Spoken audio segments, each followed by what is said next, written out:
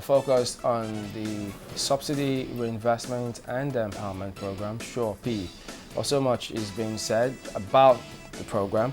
We're joined now by Mr. Christoper Kolade, who is the Chairman, Subsidy Reinvestment and Empowerment Program. Morning and thank you for coming, sir. Thank you.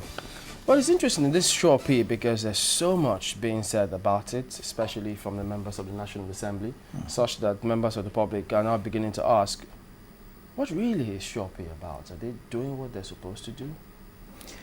Well, you see, let's go back to the history of SURE-P. Government decided that it would do something further about deregulation of the industry. And the step they took this time was to withdraw part of the subsidy. They wanted to take the whole thing, but they were only able to take part of it.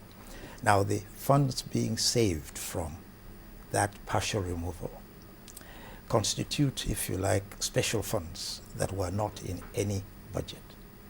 And therefore, the president decided that the way to do this was to manage these funds in a way that would add value to what government was already doing. So SURE-P is actually an intervention device. It's not part of the regular budget. It's to intervene in a way that produces specific value, so that if there was a government project that was, say, ongoing for several years, but was slow or not achieving its ends, government decided that they would use the savings from this subsidy removal to fast track some of this, to upgrade some of it, to improve the quality of delivery. So it's an intervention thing, and it must be seen in that light, so that one doesn't make the mistake of thinking that this is either a duplication of what government is doing or whatever. It's a value-adding intervention. So how does it work? It works this way, that government decided that the amount of subsidy that was actually removed would come to about 400 and something billion a year. Out of that amount of money, 180 billion goes to the federal government, the rest goes to the state governments and the local governments. Now what happens is that that part that comes to the federal government, the 180 billion, is the one being managed by my committee.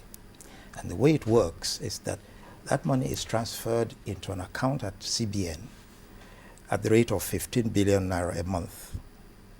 And it is from that account at CBN that SURE-P, our SURE-P committee, can now draw the funds to support whatever projects we are overseeing in government. Now, the way that this works is that the projects are actually managed by what you call project implementation units. Of SURE-P? No. Project implementation units are resident in the ministries, departments, and agencies of government.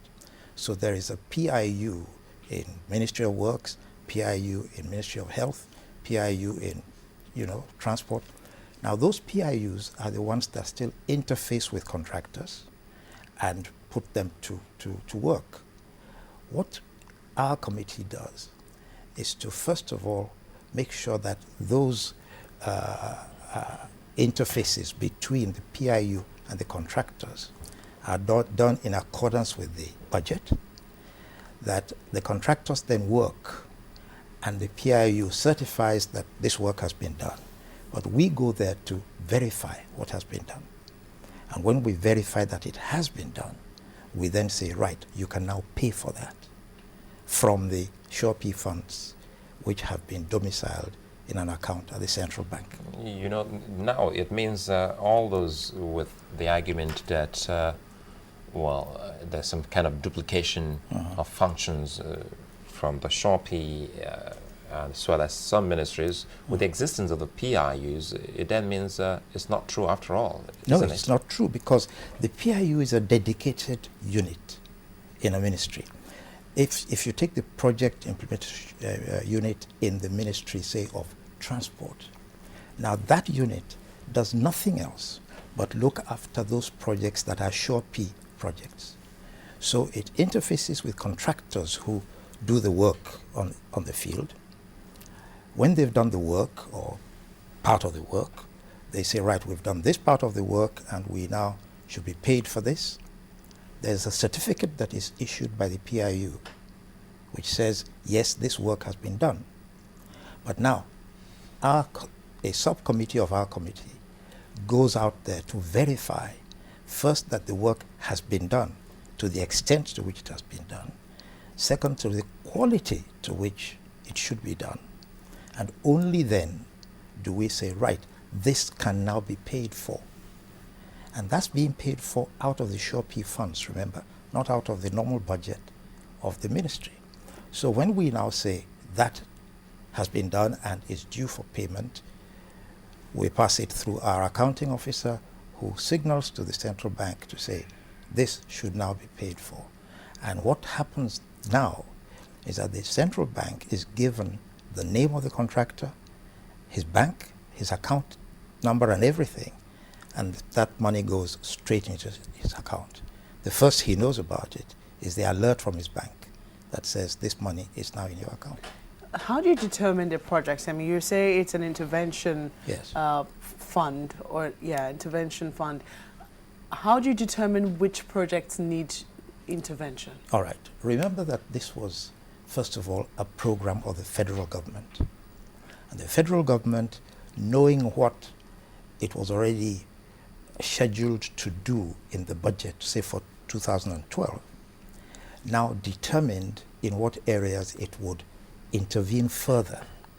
So they drew up a budget for SureP, indicating that for 2012 they would be active in the following areas: transport, maternal and child health care, roads and bridges, whatever areas they decided. Now, that was a government decision.